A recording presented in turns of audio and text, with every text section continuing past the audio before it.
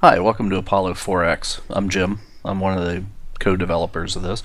I wanted to give you a quick overview of the game, a little bit of a tutorial. We've got a pretty good manual that we've linked up on the website, but sometimes it's easier to see things than to read about them.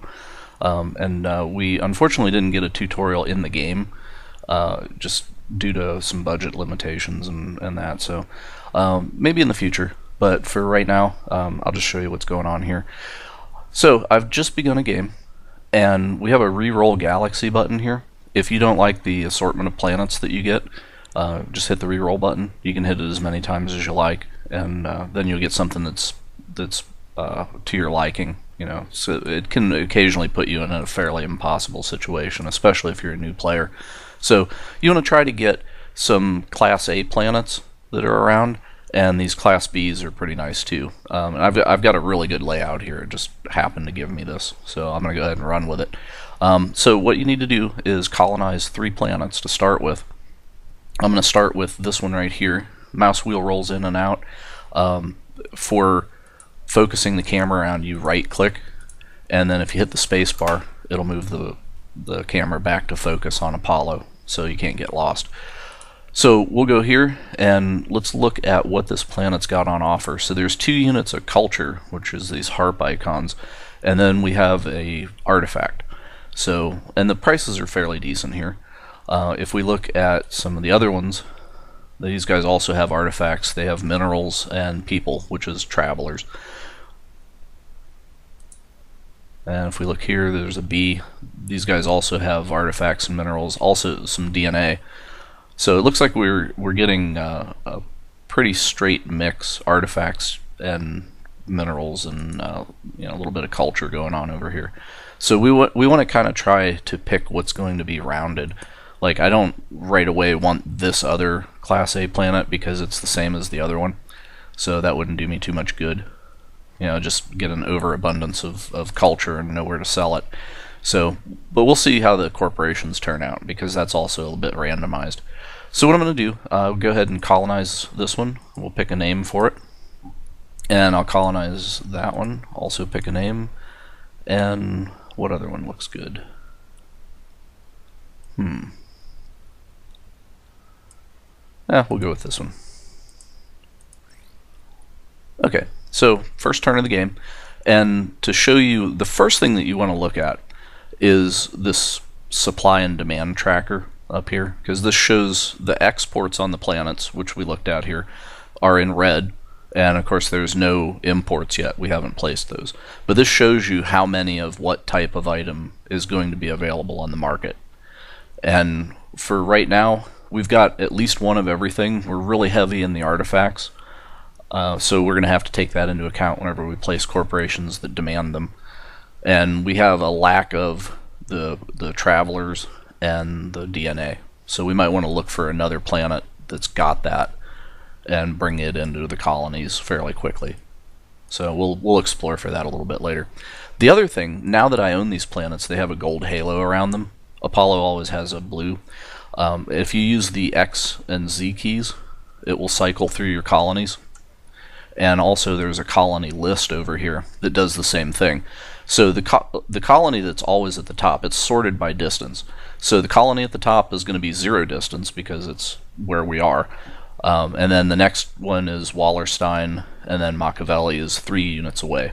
So the distance is how much fuel you have to expend with a convoy to get there. And since this is a trade-based game, the fuel costs are pretty important. What we see looking at this planet kind of give you the anatomy of a colony. There are 4 units of fleet. You can think of that as just fuel for spaceships that's sitting here. We do not have any imports yet because we haven't placed them. The favors that are here, if you look at this favor button down here, this actually brings up the city-states, and you page through these and it says the details of what they do here.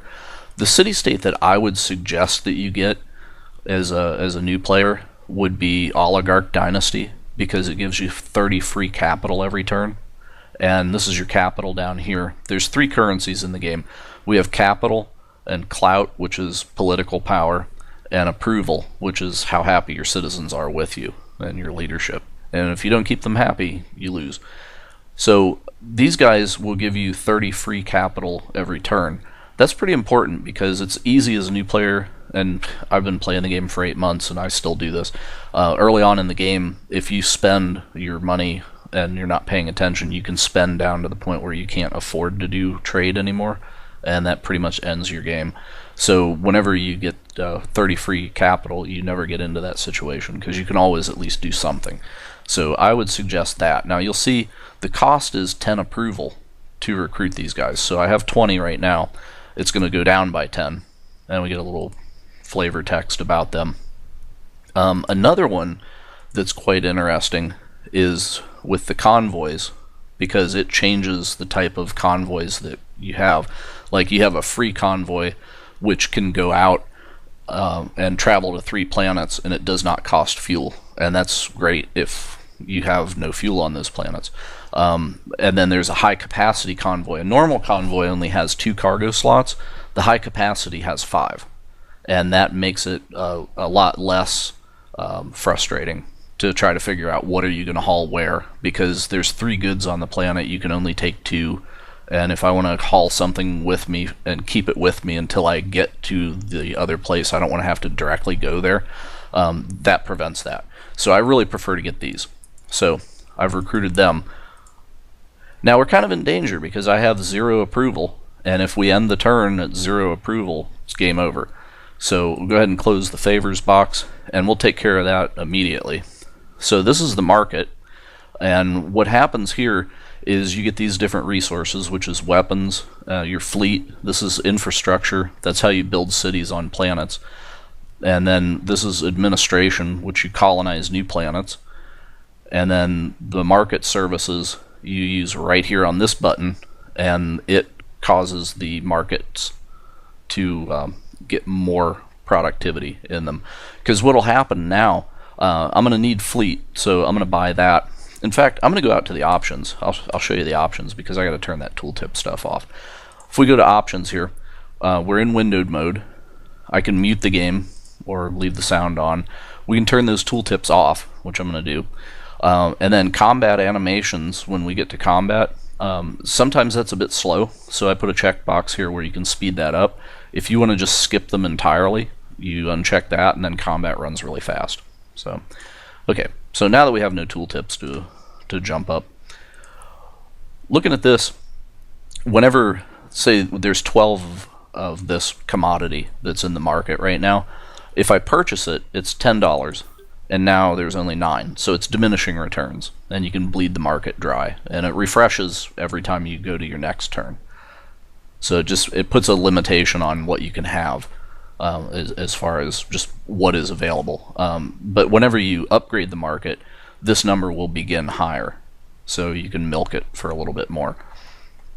And this button here is colonial demands. You have to do this every turn.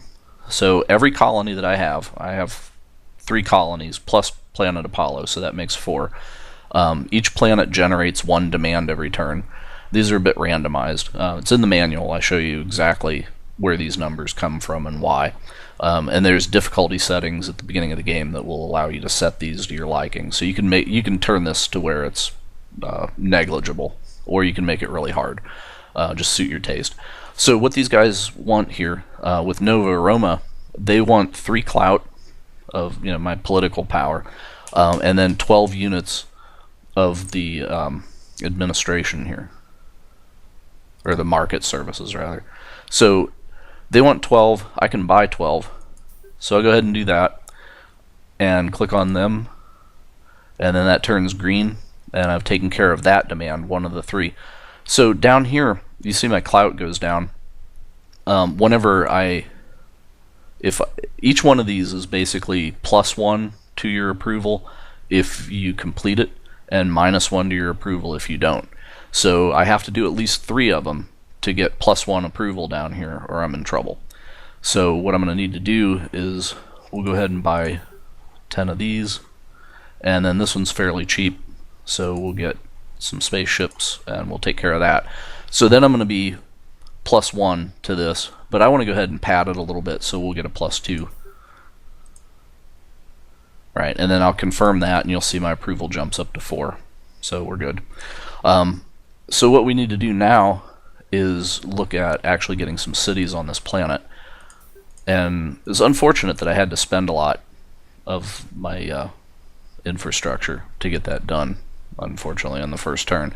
So I won't be able to build as many cities as I like. But luckily I got some really of the higher classification of quality planets, so the cities aren't super expensive. But anyway, I've got 38 of the infrastructure now. So what I'm going to do is we go to upgrades, and then I can add a city. On a B it costs 2, an A is 1, C is 3. You know, follows that pattern. And each time you buy a city, the cost doubles. Or it'll be 1, 2, 3, 4, or for a B planet, it's going to be 2, 4, 6, 8. So we'll go ahead and buy that. 2, 4, 6. We'll just get 3 for right now. Hit Z, go to the next planet. Put 3 on there. And 3 on there. And I'm down to 8. Yeah, I'll hang on to it. It's good to keep stuff in the pool. So you also have production that happens on the planet. And since I have 3 cities here, it's going to generate 3 units of production up here at the beginning of the next turn. You take that production, and the primary thing that you're going to spend it on early in the game is on fleet. So this will give you 2 ships for 1 unit of production, and then it ends up down here, and that fuels your trade routes. Can't do any of that right now because we're still in the first turn. And then if you upgrade the market slots over here on the planet, then you'll actually get better prices out of the commodities for both import and export, and we don't have any imports yet, so they don't show up there. Also, there's favors here. If I had them, unlocking different city-states will put different buttons around here that'll allow you to buy fleet cheaper, just enhance the planet different ways. For some planets that are fairly terrible and expensive to put cities, you can, for a little bit of clout, just stick 3 cities on it, but then it locks the planet. You can't add more later. But for a really bad planet and a bad location, sometimes that's all you need. So I think we're done with that. So let's go ahead and actually put some commodities on the planets. So we'll go over here to our corporations list.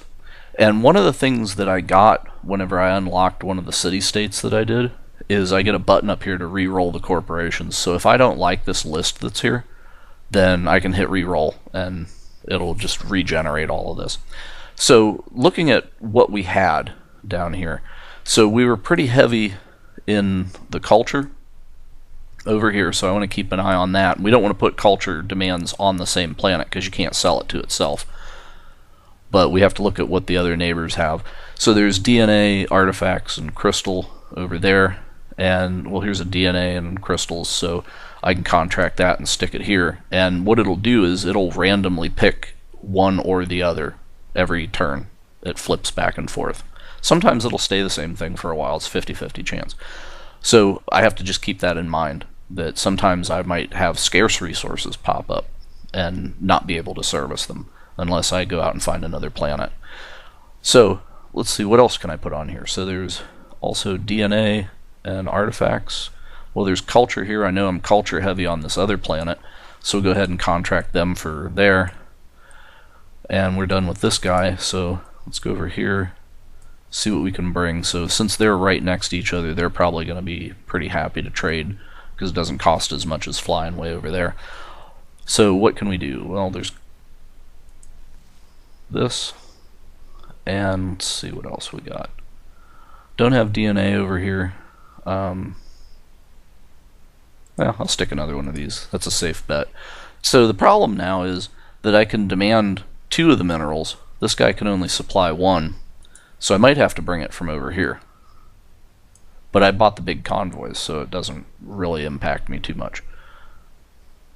So looking over here, then I have, let's see, we need people or minerals.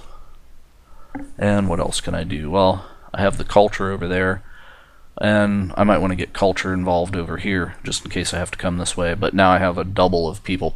So let's look back here at the tracker, what we talked about before. Now that we actually have some demands, so I see that I have this turn, there's 2 culture that's on the market, I can't sell anywhere. So I don't need to worry about ever buying that in a trade on this turn. For the minerals, I have 2 that I can purchase, and there's 3 planets that want them. So you have to watch here though, because sometimes it will count a planet that is providing it is also the one demanding it, so it will look a little deceiving, but you can tell by looking at the planets then. But this gives you a good general idea what's going on. And then I have 3 artifacts on the market that nobody wants, so I don't need to deal with those. So let's go ahead and run a trade route, and then you can see what's going on here.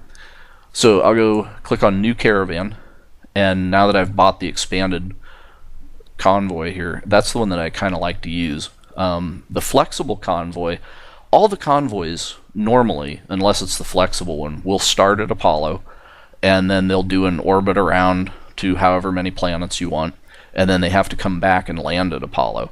And that actually costs this fleet resource that's on Apollo. It has to pay for the travel of launching the fleet and then also recovering it. So I'll show you as we fly around here. The first planet that I go to will probably be this guy.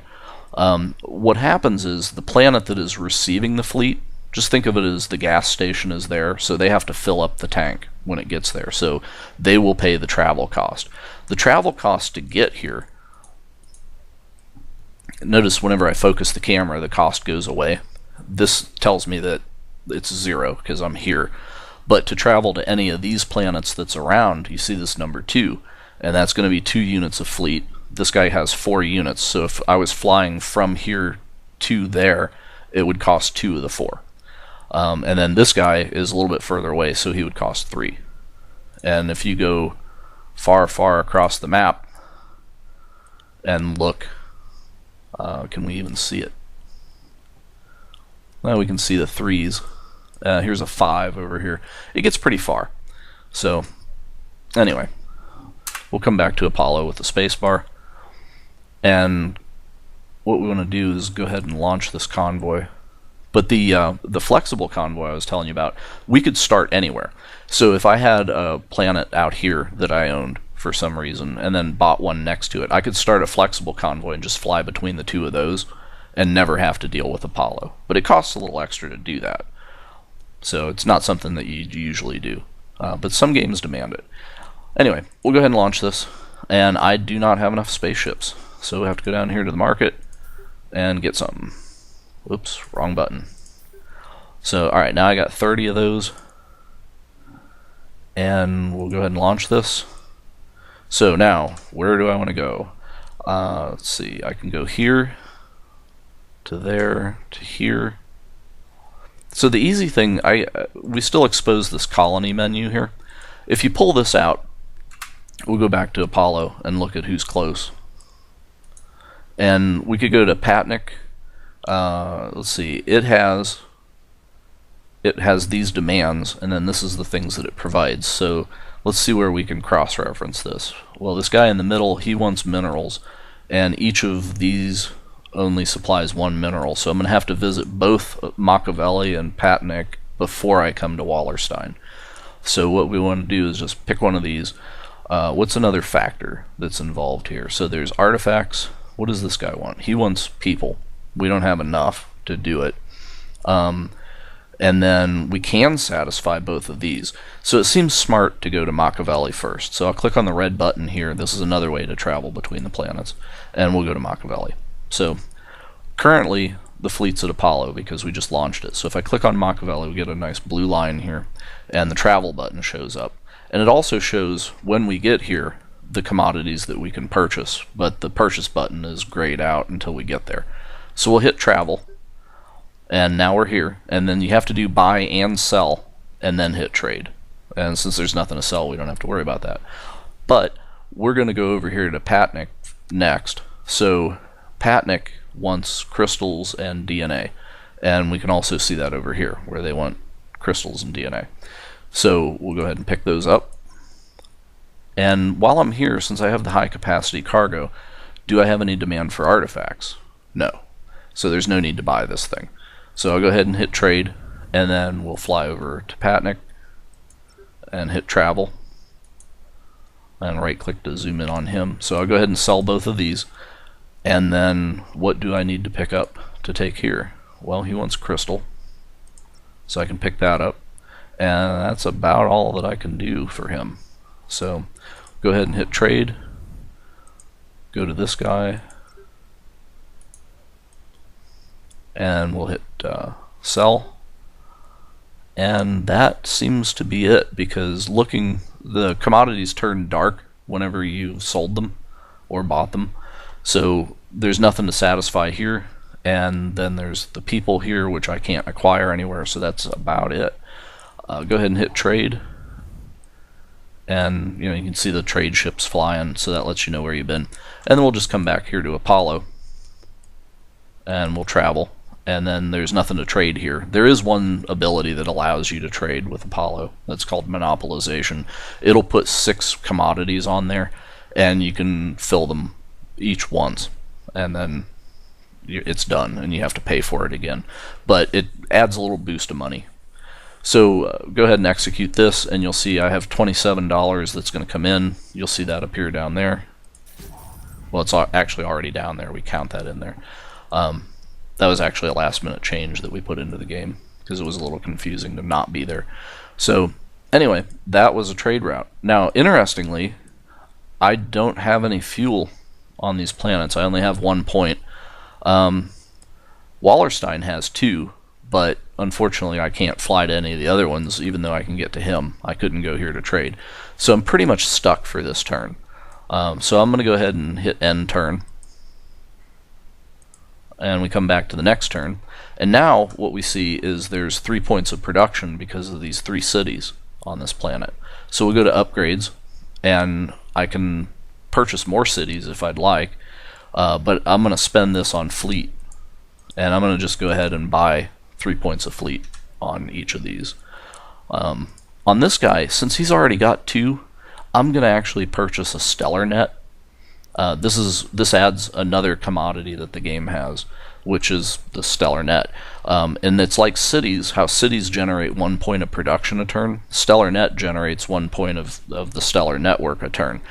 There is a victory condition if you go over here to the victory tracker, where you have to collect 500 stellar net points over the course of a game and colonize 20 planets, of which we've already got 3 at the beginning, so we need 17 more. If you complete this, that's a victory condition. If you complete all of this, it's a victory condition. So you'd have to add 300 of each of these market resources into this vault here, which they disappear when you put them in there, so make sure you don't need them. But once you've vaulted 300 of each of these commodities, that is a win condition. The other win condition is to destroy the enemy homeworlds. If you click on this red eye here, it jumps you to the enemy homeworlds. You can put more than 1 enemy faction in the game. You could have up to 4 on the map. I don't suggest that you start with that because it makes it pretty awful difficult. So clicking on this would take me around to the other enemy homeworlds as well if they were present, but since they're not, we just go to this one. The number 4 here tells me how many planets they have. So there's the homeworld and 3 other colonies, which we can see they've got red around them. This planet that has a number 4 on it here, this indicates that's where they're expanding next, and it will take 4 turns. And on the 4th turn, they own this planet. And then they'll begin to move to another one, which will also probably take 4, just based on the difficulty level that I've got here. Some difficulty levels, they expand a lot faster than others, so you can tune that to your liking. I would say play at standard for a little while until you know whether the game's too hard or too easy for you.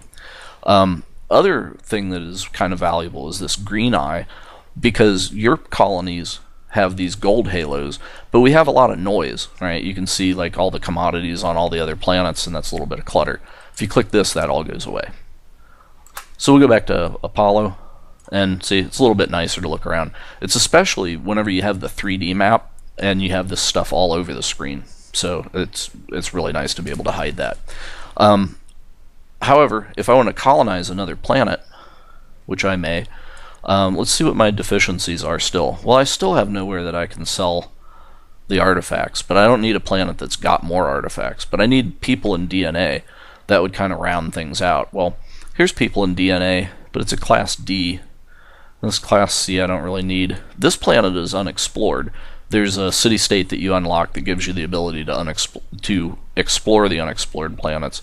And if I did that, then I would know what resources are on here and what quality it is. But I'm not going to go down that path yet. It's a little too early in the game for that. So, oh gosh, well, this guy's going to supply 2 artifacts. I definitely don't need that. And also, I don't want to get too close to the centaurs. So the centaurs will generally expand toward the closest planet. So I could kind of safely predict they're either going to go to this one or to this one next. And unfortunately, if they come here, then Machiavelli is going to be third. Probably not good. So I need to start building an army as well, because I've probably got about 10 turns before I start getting a number ticking down on here.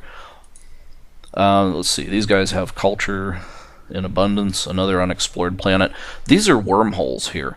So what happens with wormholes, it's funny, these are right next to each other, so that's not of much benefit. But if these were clear across the map, and there are other ones, there's probably one way over there somewhere, but you can fly to one of these, and when you fly from a colony to a wormhole, the Apollo fleet pool, which is right here, and it's also listed under Apollo, that is what pays the cost of the travel to the wormhole.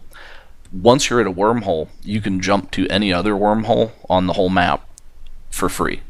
And then when you pop out of that wormhole, say you fly to another planet, I'd fly to this one, then this planet would pay the cost of this trip.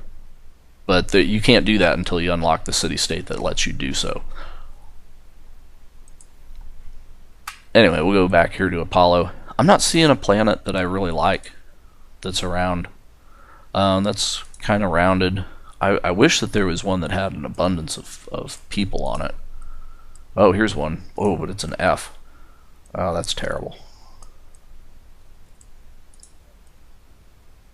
Anyway, it's not super critical for me right now, but for tutorial purposes, if I was playing this for real, I would spend a little time and try to find the right planet for this.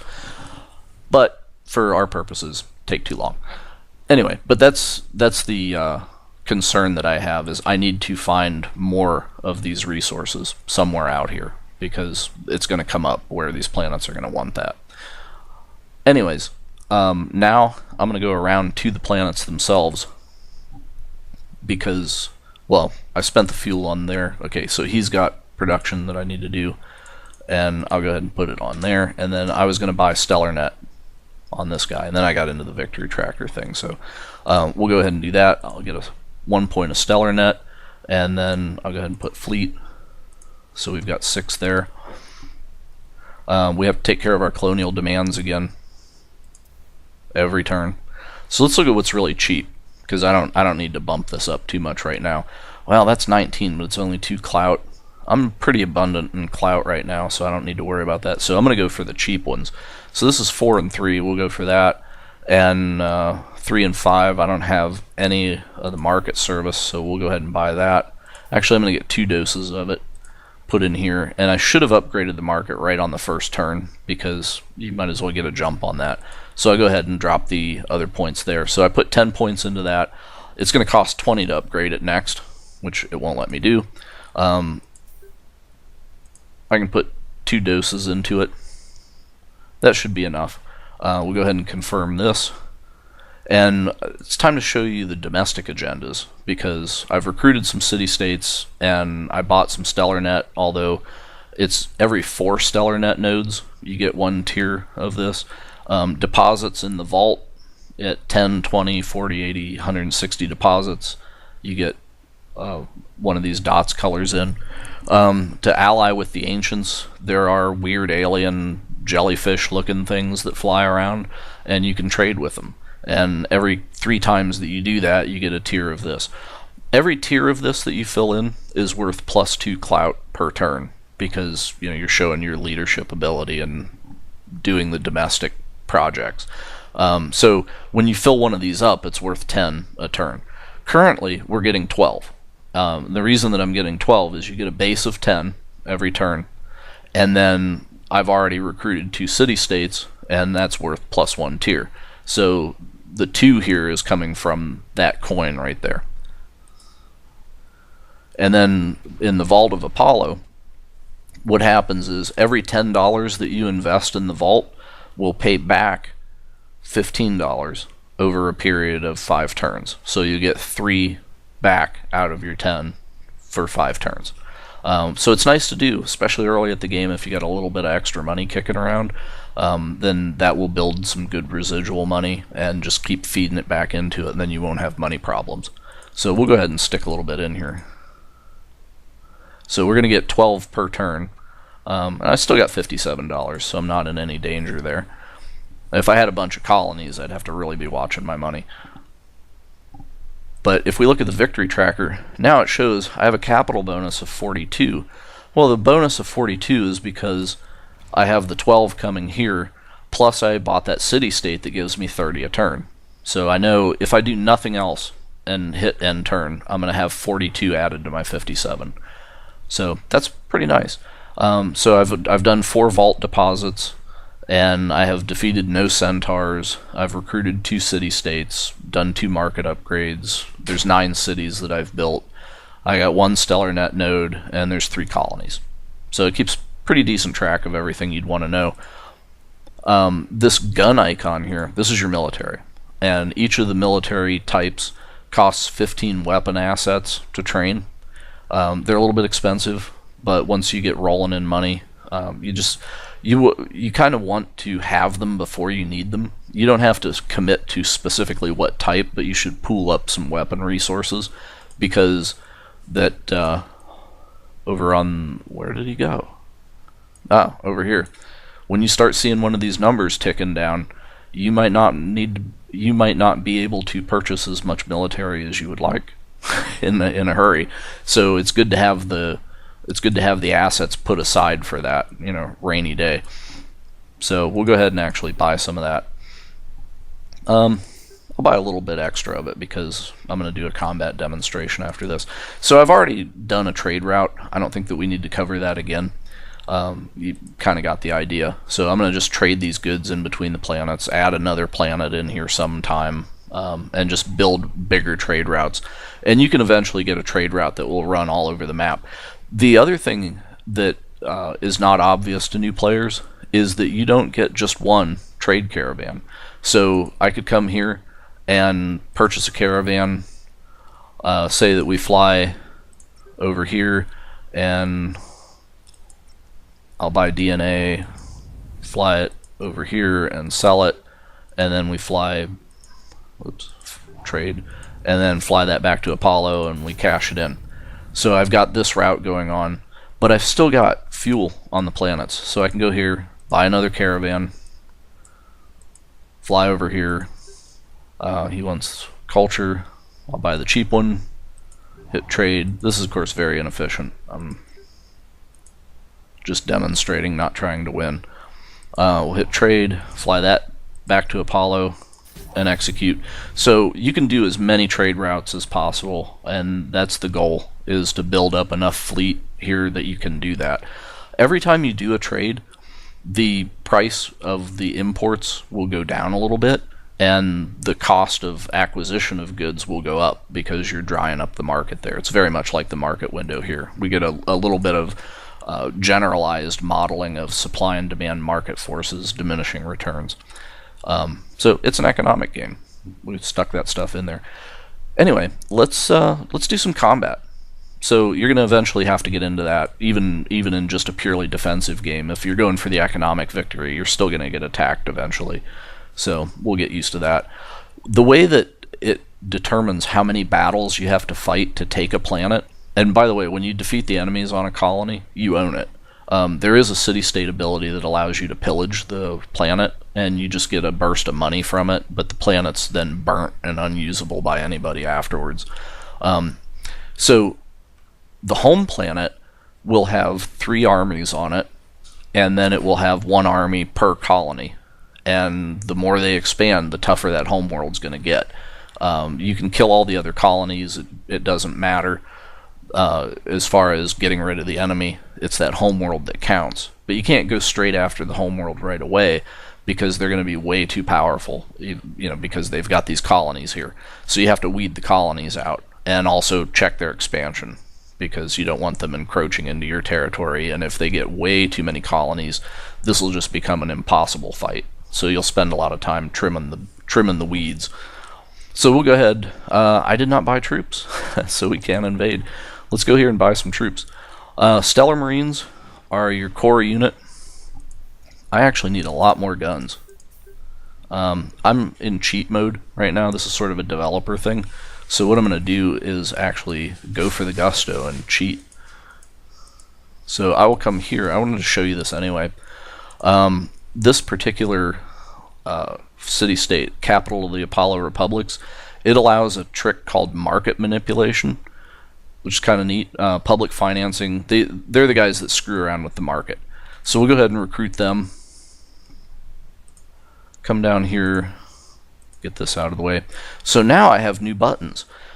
For 10 clout, I can do market manipulation, and it's going to add 1 to 5 to each of these. So watch, I'm going to beat that a couple of times, and those numbers go up pretty well. They reset at the end of the turn, so you need to use it or lose it. And then public financing will take 10 of your clout and translate it into money, which I can do right there. So see, I took 10 clout, it turned into $30. I was 3 in the hole, so it's 27. But now we'll get some guns. That should be plenty. So we'll come here, I'll get 1 more Marine, we'll get 2 of the science regiments, space support. There are some of the enemy types that really require the space support because they do nasty things that space support is immune to, as far as paralyzing your units and that.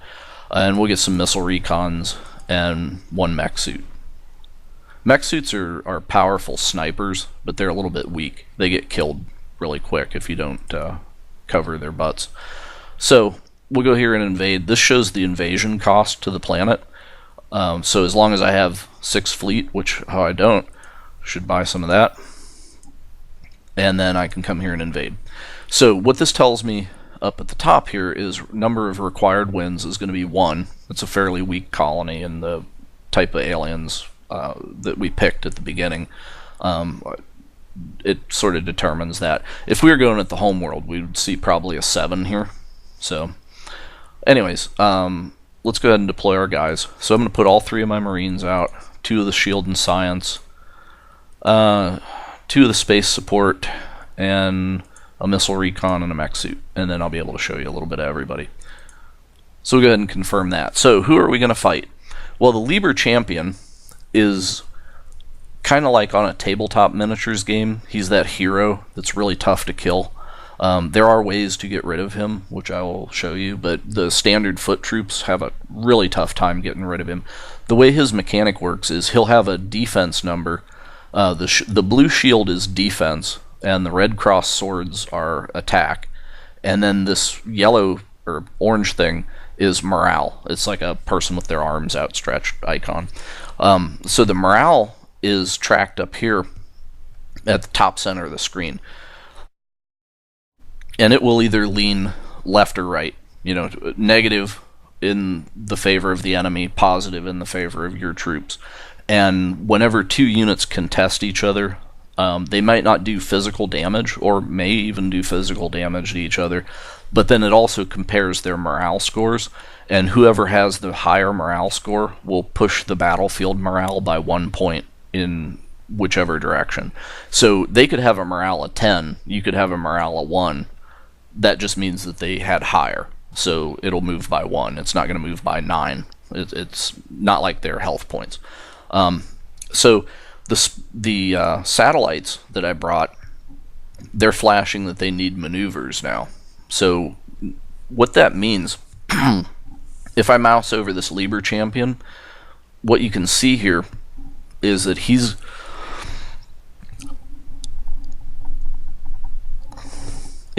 is going to fight against these 3 Stellar Marines because of the red lines that go there. So if we pick that first Stellar Marine here and mouse over him, this gets a little bit more complicated because we see the 3 cards that he is involved with. Generally this happens in 3s. It can be less than 3, but never more. So what's happening here is the blue lines show you that he will be fighting these 3 cards, and then the other red lines show that each of these cards is going to fight whoever. So we just kind of combine that in here, and that way you can see who else is going to get touched. It's a little complex, but if you just want clarity in it, just go to the enemies and you'll see who's going to fight who. And that's usually the most important thing, because once you reveal what his tactic is going to be with one guy, then you know how the other 2 guys need to fight in order to survive. So you kind of probe a little bit. So what I'm going to do is I need to pick maneuvers for the battle satellites, and note that it does not have a line that connects because the flying unit actually gets to pick. So I'll click on him. I can pick any enemy, and this guy's not getting touched by anybody. So let's go bomb him, and we'll take the battle satellites here, and I'm going to hit the Liber Champion with it because the battle satellites have the capacity. There's one maneuver that they get that does 5 points direct damage, bypasses armor. The way to kill a champion is to bypass his armor and make him make a saving throw.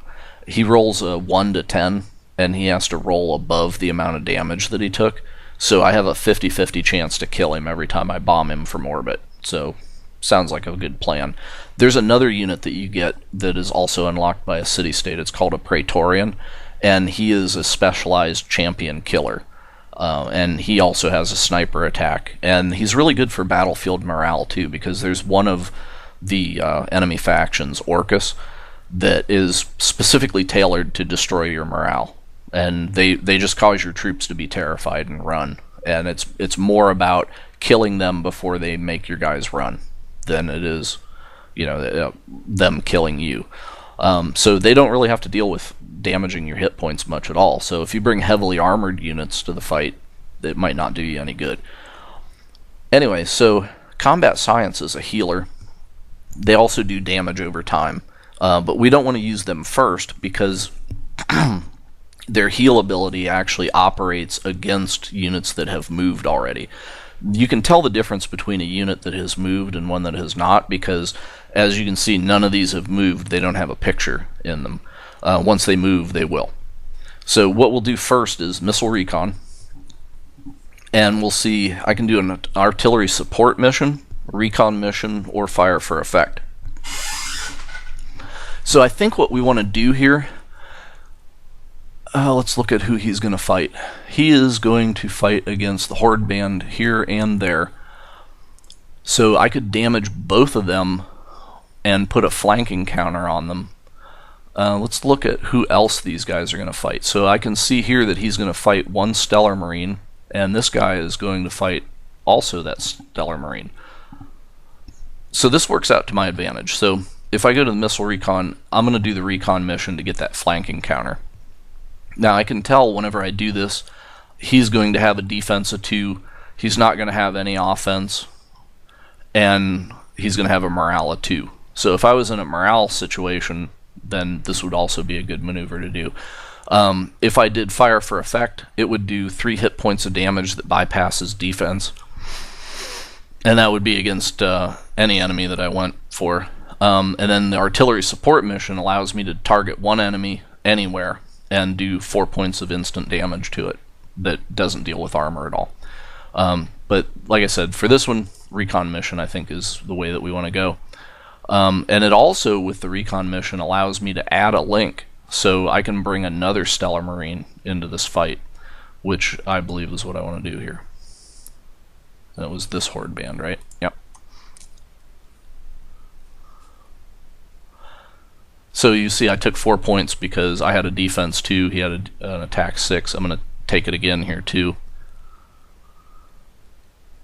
But I did win a morale contest, so I have 1 point of morale in the battlefield that's in my favor.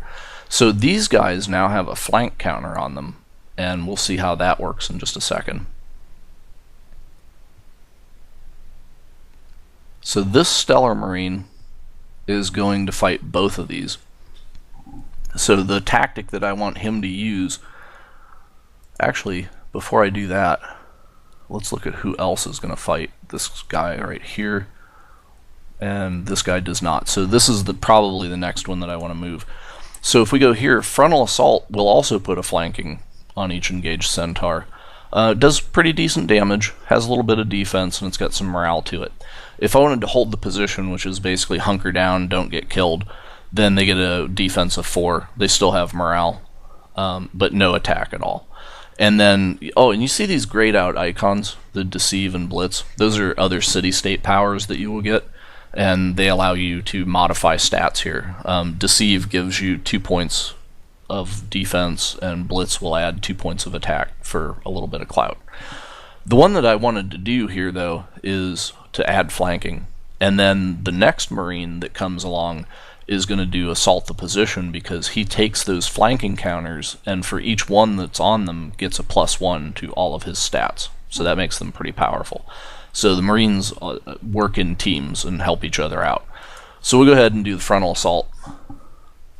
And you see the champion easily made his saving throw because we didn't do near enough damage. The Horde Band is super pumped up because he's got lethality on him. See that 8 that he had for damage?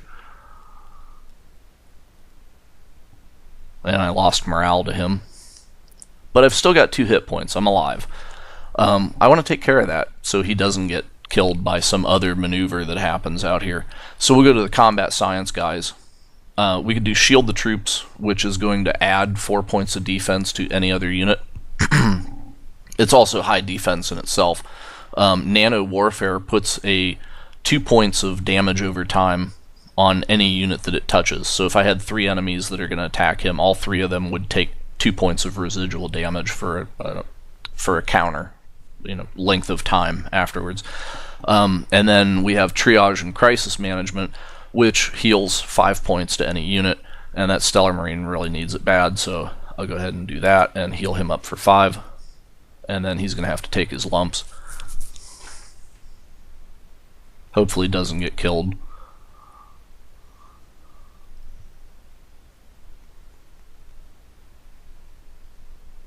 Okay, he survived it, which is good. So now this Stellar Marine, this guy has 2 flank on him. So the Stellar Marine's going to get a +2 bonus to all his stats when he fights them. So I will go ahead and do that.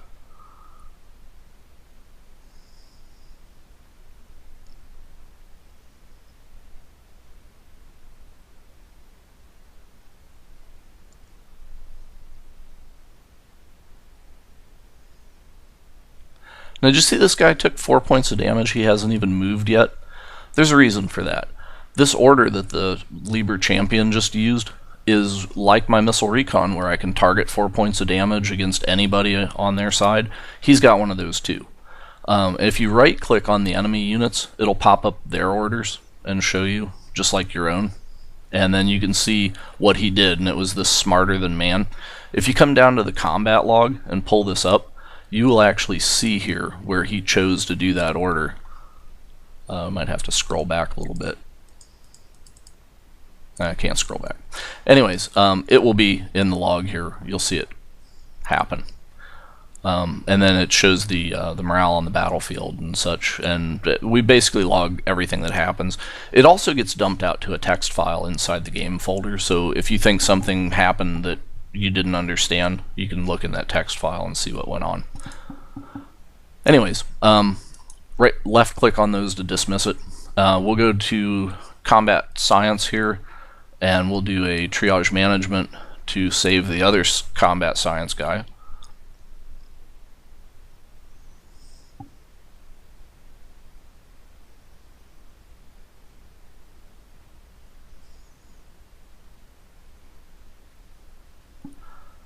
And then we'll get the other Stellar Marines out. I'm going to just hold position with this guy, because I don't want him to get hit too bad. I didn't know what the champion was going to do over there, so... And he hit him with his targeted attack. So even though he had a 0, he still took 4. Let's see, so Battle Satellites. We can do a Disorganize attack, which makes the enemy's stats 0, 0, 0.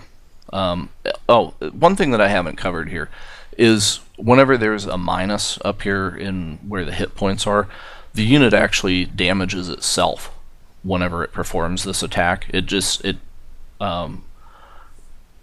basically takes into account like expenditure of munitions, how much it exposes itself, variety of factors. It's abstracted, but it's basically we needed a way to limit how much you did some of the more powerful abilities, and then it gives a reason to have the support medics around to heal you.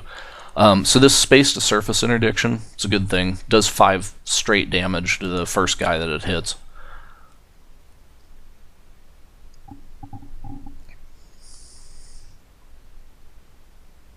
And then I can do that here, and he's going to attack the Liber Champion. The Liber Champion has a defense at 10 this turn. Nothing would be hitting him. But this, actually, because it's a bombardment attack, it goes past that armor. So he's going to have a 50-50 chance of dying, which is good. And he died, so that worked out well.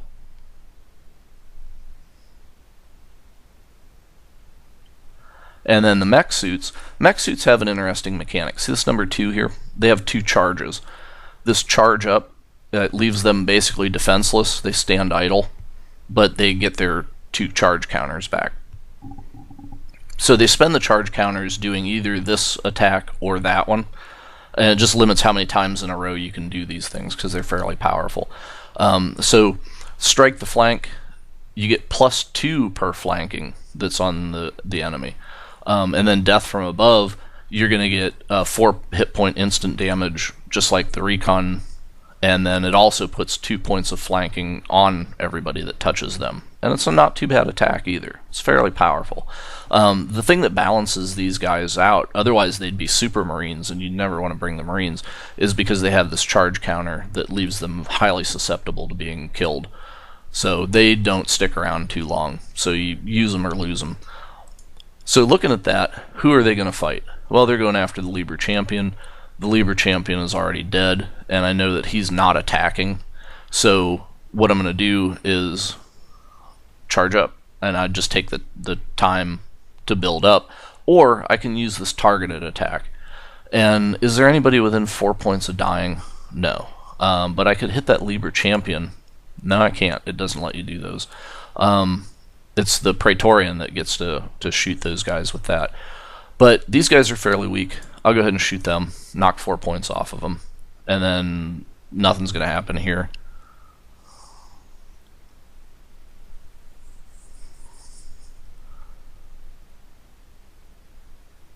And then the cards reset, and that's 1 turn of combat. So that's pretty much Apollo 4X end to end. So if you have any other questions about that, do check out the manual that we've got online. Also, if you come into the forums on Steam, we're more than happy to answer any questions. My Steam user account name is Alien Pickle, so if you want to text me directly on Steam, go ahead and throw me a friend invite. And if you run into anything weird in the game, we're still doing patches and stuff. We found a few cosmetic bugs and like 1 or 2 things that happen with money transactions that don't quite do what we intended for them, but that should be a pretty easy fix. But other than that, if you do run into something that's major, which thankfully we have not seen yet, there is in the game folder an output log.txt file, and go ahead and email that to us, and we'll look in there. It'll tell us exactly what happened, and then we'll be able to help you out. So, all right, have a good time.